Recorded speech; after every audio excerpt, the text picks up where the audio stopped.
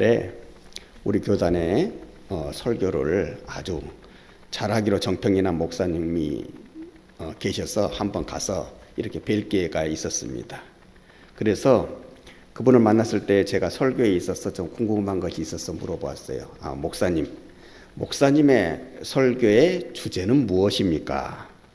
듣는 이의 청중의 성도의 무엇을 생각하시면서 바라시면서 설교를 하십니까? 이렇게 물었더니 이 목사님이 대답하시기를 제 설교의 주제는 변화와 성숙입니다. 그리고 성도들을 통해서 늘 변화와 성숙을 꿈꾸며 생각하며 저는 설교를 합니다. 그렇게 그분이 대답을 하시더라고요. 그때서부터 저도 명설교의 기준이 무엇일까? 잘한다고 하는 설교의 기준이 무엇일까를 늘 생각하게 되었습니다. 사실 명설교의 기준이라고 하는 것은 설교자한테 달려있는 거 아니에요. 듣는 청중한테 달려있는 것입니다. 설교자가 아무리 달변이고 성경의 지식이 해박하고 그 설교하는 그 방식이 그 언어의 사용법이 그 수사법이 청산유수라고 할지라도 듣는 성도들에게 듣는 청중들에게 아무런 변화가 보이지 않는다고 한다면 그 설교는 잘하는 설교다, 명설교다 이렇게 말씀을 드릴 수가 없는 것입니다. 반면에 별 특색이 없고 그냥 아무 데서나 쉽게 들을 수 있는 설교요 지극히 평범한 설교로 들려진다고 할지라도 그 설교를 통해서 청중들에게 어떤 찔림이나 그 찔림으로 인한 변화가 펼쳐진다면 그 설교는 이미 명설교의 반열에 오르고 있다. 이렇게 말씀을 드릴 수가 있습니다. 사도 바울이 아덴에서 설교를 합니다. 지금의 아테네라고 하는 곳에서 이제 아주 문서를 잘한다는 사람들과 함께 있는 그 광장에서 이제 설교를 합니다. 그 내용의 전문이 다 알려져 있지 않지만은 그 내용을 보면은 수리하기 짝이 없습니다. 아테네 사람들아, 너희들의 범사에 종교성이 많도다. 그런 너희들에게 내가 너희가 이제껏 알지 못하는 그 신을 알려줄 테니 그 최고의 신을 소개해 줄 테니 한번 들어보기를 바란다. 이렇게 얘기하면서 논리에 찬 정평에 아주 정평이 난 그런 설교를 하게 되지만은 그 설교가 좋은 설교가 되지는 못합니다. 왜냐하면 바울이요 설교를 잘하든 못하든 바울은 어느 도시에 가서 복음을 전하고 설교한 그 도시에서는 항상 교회를 만들었거든요. 그런데 이 아덴이라고 하는 곳에는 지금 아테네지요. 그리스도의 수도 아테네라고 하는 곳에서는 그렇게 멋있는 설교를 했지만은 수려한 설교를 했지만은 교회를 세우지 못했으니까 그 설교는 잘한 설교다, 명설교다 이렇게 말씀을 드릴 수가 있는 것입니다.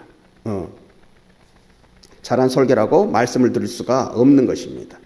그래서 이제 사도 바울이 이 아덴에서 어쨌든 그렇게 멋있게 자기는 설교를 했다고 생각했는데 거기에서 교회를 세우지 못해서 그만 자신감을 잃어버렸어요. 어떤 자신감을 잃어버렸냐 하면 선교하는 데 있어서의 그 자신감을 잃어버렸어요. 그전에는요 얼마나 그 선교하는 데 있어서 열정도 있었고 내가 하나님의 일을 하면은 주님의 일을 하면은 어디서든지 크게 이렇게 사건을 만들고 역사를 만들 수 있어. 그렇게 자신만만하게 선교의 사역에 도전을 했지만은 이 아테네에서 그렇게 열심히 했는데도 불구하고 자기는 명설교를 했음에도 불구하고 교회를 세우지 못하자 거기서 너무 자기 자신에게 실망하고 또 선교 사역에 있어서 자신감도 떨어져서 거기에서 그만하자 이렇게 생각하고 고린도라고 하는 우리가 지금 고린도 전후서를 우리가 공부해 나가고 있잖아요. 그 고린도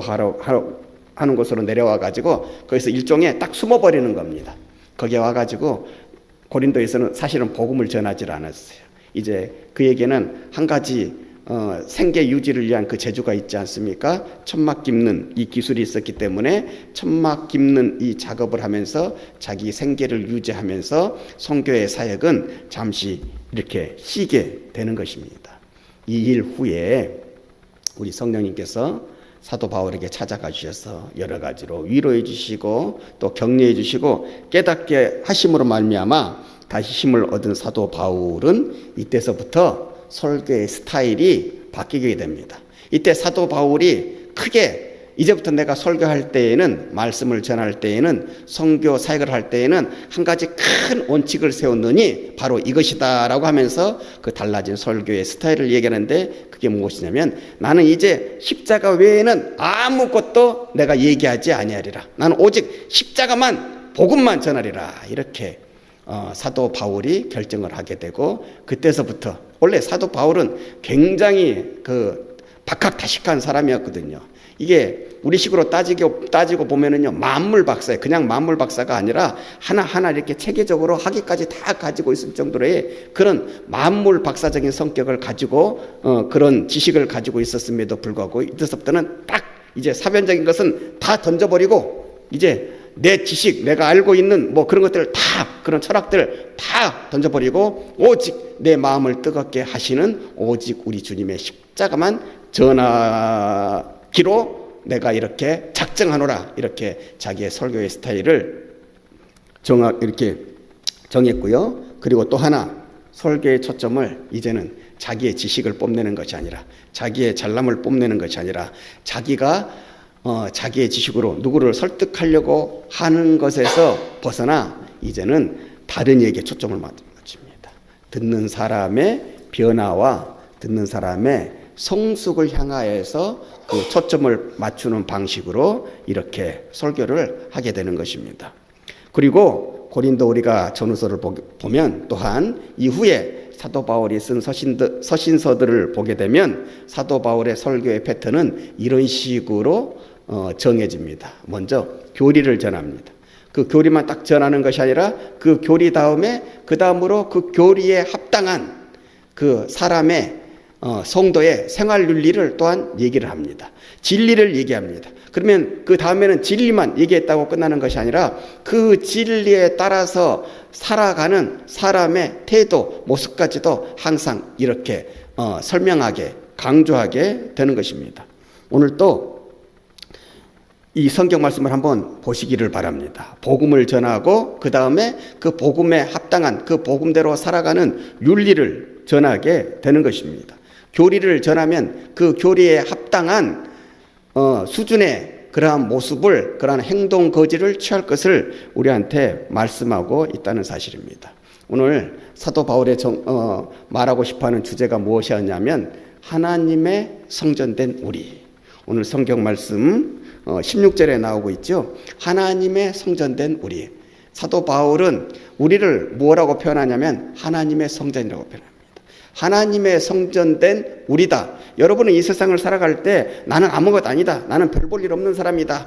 나는 못 배웠으니까, 나는 가진 것 없으니까, 나는 병들었으니까, 나는 똑똑하지 못하니까, 나는 가치 없는 존재야. 나는 다른 사람에 비해서 여러 가지로 덜 떨어진 사람이야. 부족한 존재야. 그렇게 생각하는 것이 아니라 예수 그리스도를 통한 복음을 너희가 받아들이게 되었으면 너희는 너희 자체를 무가치하게 생각하지 말고 이전까지의 그런 폐배적인 생각을 다 벗어버리고 하나님의 성전된 우리, 하나님 안에서 거룩하게 변화된 나, 설정된 나를 생각하고 이제는 그 모습에 합당하게 살아가십시오. 이렇게 얘기하고 있다. 하나님의 성전된 우리라고 생각하면서 하나님의 성전된 우리는 어떻게 살아가야 되겠습니까? 이것을 오늘 똑같이 얘기하고 있다고 하는 거예요. 여러분들이 하나님을 믿기 전에는, 예수님을 믿기 전에는 여러분들이 여러분 자신들을 무가치하게 생각했다면 그때서는 마음대로 살았겠죠. 본능대로 살았겠죠. 세상의 방식대로 살았겠죠. 그러나 하나님의 성전된 우리로 변화된 지금에 있어서는 옛날의 습관들을 다 벗어버리고 이제는 하나님의 성전된 우리답게, 하나님의 자녀답게, 그리스도인답게 살아갈 것을 그렇게 가르친다고 하는 사실이에요. 그래서 지난 시간에는 어떻게 살라고 우리한테 가르쳐 줬냐면은 마음을 넓히고 살아가십시오. 이렇게 가르쳤어요. 마음을 넓히고 살아가십시오. 사도 바울과 지금 고린도 교회 교인들 간에는 약간의 서운한 감정이 있어요. 이렇게 가까이 하지 못하는 껄끄러운 그런 감정이 있어요. 왜냐하면 사도 바울이 다른 곳으로 선교에 이렇게 여행을 나가게 되는데 그때 그곳에 거짓 이렇게 선생들이 들어와 가지고 사도 바울에 대한 안 좋은 소식들을 얘기하기를 시작한 것입니다. 사도 바울에 대해서 자기들이 그 교회에서 이렇게 자리를 차지하려고 그 교회를 세웠던 사도 바울을 이렇게 비난하기 시작한 것입니다. 뭐 그 사람은 말주변이 없어, 그 사람은 진짜 사도가 아닌데 자기가 사도라고 하고 다니고 있어, 그 사람은 글에는 능하지만은 말에는 조란 사람이야, 이런 식으로 사도 바울의 권위를 깎아내리기 시작하는데 사도 바울이 없다 보니까 거기에 부안해동하는 사람들이 없잖아 있었다고 하는 거예요. 그래서 사도 바울이 이렇게 이제 고린도 전서를 써서 고린도 교인들을 책망합니다. 너희들이 내가 처음에 가르쳐준 그 복음대로 살지 못하고 너희들이 나를 나답게 대접하지 아니하며 또한 너희들 사이에서 내가 그렇게 화목하고 화평하게 살라고 그랬는데 하나 되어서 살라고 그랬는데 이편 저편으로 싸워져서 분쟁을 일으키고 있다고 하니 그것이 어찌 주님의 사랑을 받은 자의 모습이리요. 그렇게 살면 안 된다. 내가 너희에게 찾아가게 되면 너희들이 회개하지 아니하고 고치지 아니하면 내가 지금의 모습을 그때에 가서도 다시 보게 된다면 내가 너희를 책망할 수밖에 없다. 너희들을 징계할 수밖에 없다. 그러니 내가 가기 전에 너희들이 이렇게 고쳐라.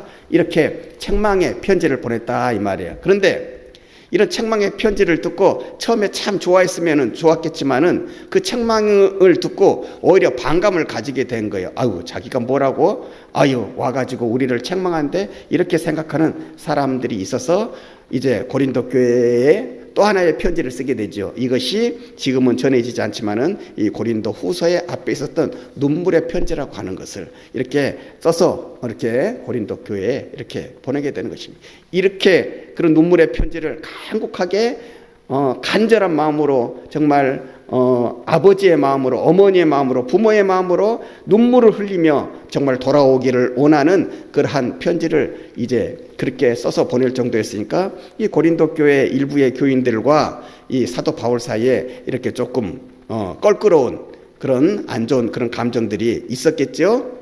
그것을 두고 사도 바울이 그렇게 얘기하는 것입니다. 우리가 마음을 넓히자. 우리가 주님의 사랑을 받은 사람 아니냐.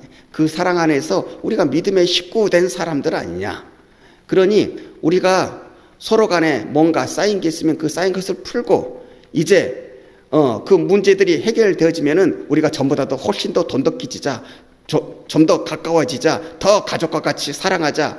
나는 너희들이 이제 과거에 잘못했던 것들로부터 돌아서서 내가 처음 너희들에게 전해준 그 복음으로 너희들이 돌아오게 되면, 다시 순수한 신앙인으로 돌아오게 되면 나는 너희들이 나를 힐난했던 것, 나를 비방했던 것, 나 거기에 대해서 하나도 마음에 두지 않겠다. 뒤끝으로 남기지 않겠다. 하나도 정말 마음에 요만큼이라도 남기지 아니하고 나는 너희들을 예전과 같이 사랑하겠다. 이러한 넓은 마음으로 나는 지금 너희에게 이 편지를 쓰고 있다. 이렇게 얘기하고 있는 거예요. 주 안에서 우리가 마음이 넓어져야 하지 않겠느냐. 그러니 너희들도 너희들의 잘못한 것에 대해서 책망을 받을 때에는 기분이 안 좋았겠지만은 책망을 받는 그것 때문에 너희들의 마음도 아픈 것이 없지 않아 있었겠고, 때로는 나에 대해서 조금 서운한 감정도 없지 않아 있었겠지만은 이제 우리가 그리스도인이 되었으니, 우리가 주 안에 있으니 이런 모든 것들로부터 우리의 마음을 넓게 해서 우리가 주 안에서 더 사랑하는 사람이 됩시다. 그것이 바로 성전된, 하나님의 성전된 우리의 행동 거지가 되어야 할 것이요, 그리스도 예수의 사랑을 받고 살아가는 우리의 또한 이 세상을 살아가는 믿음의 식구들 간에 살아가는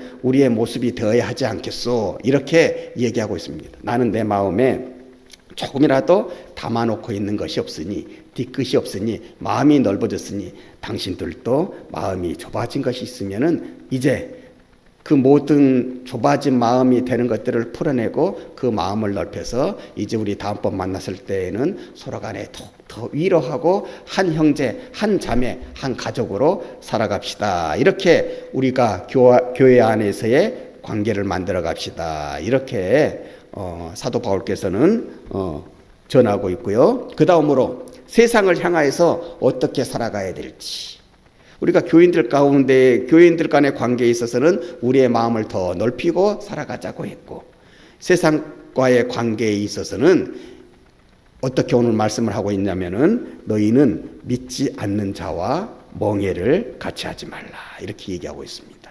신앙적인 면에 있어서는 세상 사람들과는, 안 믿는 사람들과는, 이방인들과는 구별하고 살아가라고 하는 거예요. 오늘날 우리가 많은 면에 있어서 그리스도인들이 세상과 함께 해야 된다고 생각합니다. 세상을 포용해야 된다고 생각합니다. 그러나 거기에도 다 도가 있는 것입니다. 우리가 우리의 사랑을, 그리스도의 사랑을, 그리스도의 그 사랑 안에서 넓어진 우리의 마음을 세상 가운데 정말로 많이 드러내고 살아가야 되지만은, 세상을 보듬고 살아가야 되지만은, 우리가 세상을 보듬고 살아간다고 할지라도 세상과 절대적으로 타협하지 말아야 되는 것이 있습니다. 그것은 우리 주님을 욕되게 하는 것들, 주님으로부터 받은 우리 복음을 퇴색하게 하는 것들, 변질되게 하는 그 신앙적인 것들에 대한 도전은 과감하게 물리치고 살아가야 하는 것입니다. 그런 면에 있어서 그리스도인이란 세상에 살면서 세상과 구별되는 사람입니다. 여러분, 교회하고 절의 가장 큰 차이가 여기 있는 게, 교회는요 세상 가운데 있지만은 절은 산 속에 있는 거예요. 절은 세상을 떠나서 세상과 구별되라고 얘기하지만은 교회는 세상 안에 살면서 세상과 구별되라고 하는 거예요. 어디가 훨씬 더 차원이 높습니까? 교회가 훨씬 더 차원이 넓은 것입니다. 세상을 포용하고 살 때 세상에 안 좋은 것들과는 구별되는, 그럼으로써 하나님 자녀로서의 본을 세상에 보이며 살 것이요, 세상에 안 믿는 사람들을 하나님의 자녀로 만들고 살아가라. 거기에 우리 인생의 목적이 있고 하나님의 영광이 있고, 그렇게 살 때 하나님의 도우시는 역사가 우리의 삶 가운데 나타난다고 가르치고 있는 것입니다. 바로 세상 가운데 있지만은 세상과 구별되면서 살아야 되는 것이 바로 우리 그리스도인이라고 하는 것을, 교회라고 하는 것을 우리가 꼭 잊지 말아야 할 것입니다.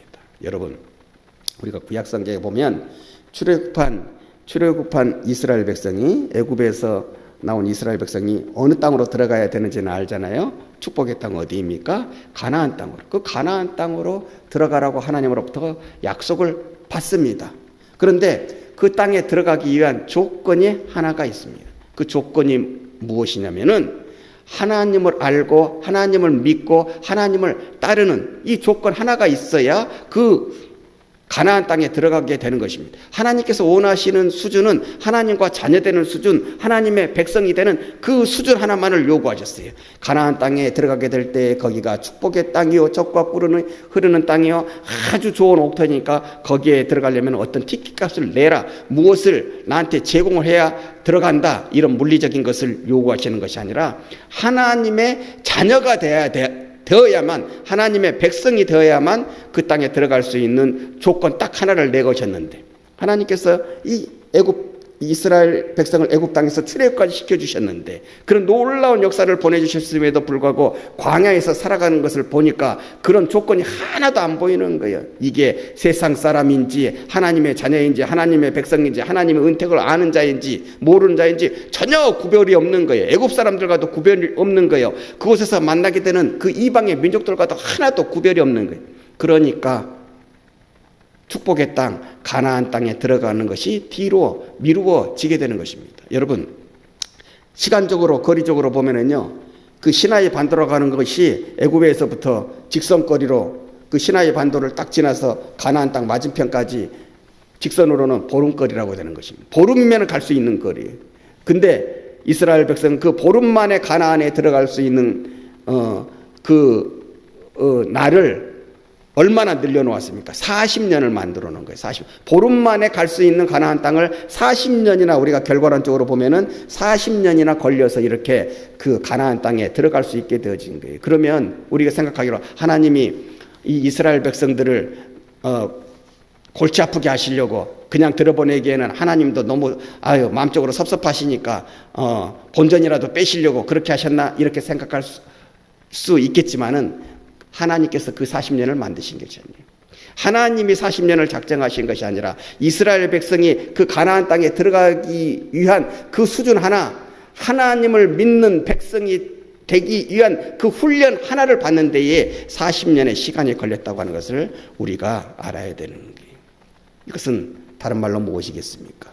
오늘 성경 말씀에 나오는 것처럼 하나님의 성전된 우리가 이 세상에 살아가는 사람들과 구별되어야 되듯이 애굽을 나온 이스라엘 백성들도 앞으로 들어가게 될 그 축복의 땅에서 정복하게 될 그 땅에서 살고 있는 그 가나안 온 주민들과 구별되는 모습이 되어져야 그 땅에 들어갈 수 있기 때문에, 그래야 그 땅에서 하나님께 영광을 돌리는 존재로 살아갈 수가 있기 때문에 그 수준 하나를 맞추기 위해서 40년이라는 시간이 필요했다고 하는 것을 우리가 알아야 돼요. 그러니까 그 40년 동안에 딱 한 가지 그들이 이루어야 했던 것은 곧 구별이었습니다. 세상 사람들과의 구별. 여러분, 우리가 그 당시에 그 광야 상태의 이스라엘 백성들을 보게 되면은 우리가 알고 있죠. 모세가 호렙산에 올라가서 하나님과 있게 40일 동안 이렇게 독대를 하고 있는 동안에 모세가 그 산에서 안 내려오니까 모세가 죽었다고 생각하고 그 다음에 어떻게 했어요? 하나님께 기도해야 되는데 모세 우리 지도자가 하나님 만나러 갔다가 죽었나 보다. 이제 우리한테 지도자가 없어졌으니 우리한테 다른 지도자를 세워주시오. 우리한테 다른 신을 세워주시오. 그래서 금신상으로 송아지를 만들고 막 그래가지고 얼마나 하나님의 마음을 지켜보시는 하나님의 마음을 아프게 했지 않습니까? 바로 이런 모습으로 세상 사람들과의 구별이 없었기 때문에 광야에서 40년의 훈련, 하나님의 자녀로서의 모습이 갖추어지는 이 구별의 기간으로 40년의 기간이 필요했다고 하는 것을 우리가 알아야 되는 것입니다. 오늘날도 마찬가지. 이것은 그 시절이나 지금의 시절이나 다 우리에게 동일하게 적용되는 것입니다. 우리의 인생도 우리의 신앙생활 속에서도 우리가 축복받으려면, 응답받으려면 바로 이 구별된 생활을 해야 되는 것입니다. 혹시 신앙생활 속에서, 내 인생 속에서 아직도 응답이 더디다고 생각되는 것이 있다면 이 구별되지 않은 것이 나한테 무엇이 있을까? 하나님께서 원하시는 나만의 구별이 무엇이 있을까? 그것을 생각하고 그것을 찾아내고 그것을 맞추어 나가게 되어질 때 더디어진 응답도, 늦추어진 하나님의 축복도 우리한테 찾아온다고 하는 것을 우리가 알아야 되는 것입니다. 우리가 이렇게 하게 되어질 때에 오늘 성경 말씀에 나오는 16절 이하의 말씀이 이루어지는 것입니다. 내가 그들 가운데에 거하며 두루 행하여 나는 그들의 하나님이 되고 그들은 나의 백성이 되리라. 17절에 그러므로 너희는 그들 중에서 나와서 따로 있고 부정한 것을 만지지 말라. 내가 너희를 영접하여 18절에 너희에게 아버지가 되고 너희는 내게 자녀가 되리라. 전능하신 주의 말씀이니라. 이렇게 우리가 구별되게 살게 될 때에 하나님께서 우리 가운데에 거하시며 우리의 하나님이 되시며 우리가 하나님의 백성이 된다고 했고, 그렇게 구별되는 삶을 살게 되어질 때에 하나님은 우리를 영접하여서 하나님의 가족이 되게 하신다고 그랬어요. 여러분, 우리가 하나님의 가족이 되면, 우리가 하나님의 믿음의 식구가 되면 그 다음에 하나님께서 가지고 계시는 것이 다 우리 것이 되지 않겠습니까? 하나님께서 우리를 위하여 아끼시는 것이 무엇이겠습니까? 다 필요한 것이면은 채워주시는 것입니다. 천국에서 필요한 것뿐 아니라 여러분들이 이 세상 속에 살아가면서 하나님께 영광 되기 위하여서 필요한 것들이면은 그 필요한 모든 것들을 하나님께서는 가족이 되고 하나님께서는 또 믿음의 식구가 되는 온전한 그 수준이 되는 그 시점에 다 허락해 주시는 것입니다.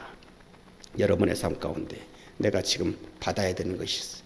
내가 지금 필요한 것이 있어요. 이 세상 살면서 그 모든 것들을 하나님 앞에 달라고 하기에 앞서 내 삶 가운데에 하나님 앞에 더 구별되어야 될 것이 무엇인가? 하나님이 내가 이 세상 살아가면서 이 세상과 더 구별되어야 되는, 하나님께서 나에게만 요구하시는, 나에게만 보고자 하시는, 나에게 작정하고 계시는 그 구별됨의 것을 찾아서 그것들을 맞추어낼 때 여러분의 삶 가운데 통통하게 하시는 하나님의 은혜와 사랑은 물 붓듯이 부어지게 될 것입니다.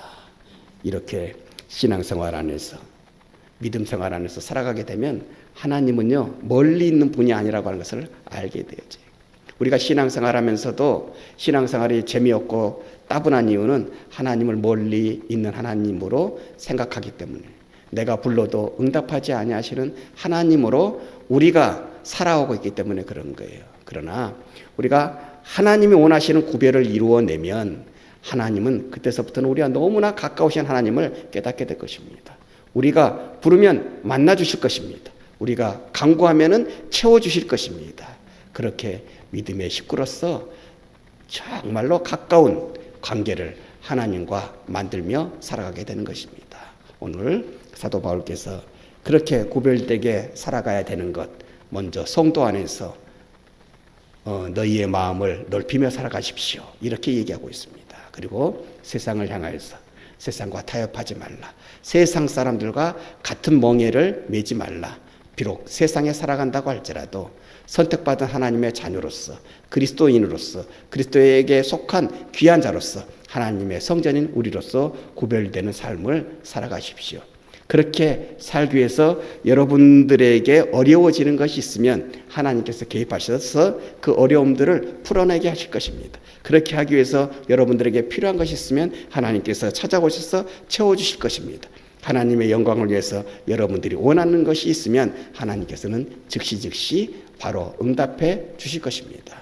하나님께서 우리가 하나님의 뜻대로 구별함을 받고 살아가면 반드시 너를 축복하리라는 그 말씀이 여러분의 삶 가운데 찾아오는 하나님의 축복으로 나타나게 될 것입니다. 이 모습, 이 인생, 이 신앙생활로 주어진 우리의 한날 한날을 기쁘게 행복하게 살아가시는 우리 한성교회 모든 믿음의 식구들 되어지시기를 주님의 이름으로 간절히 축원합니다.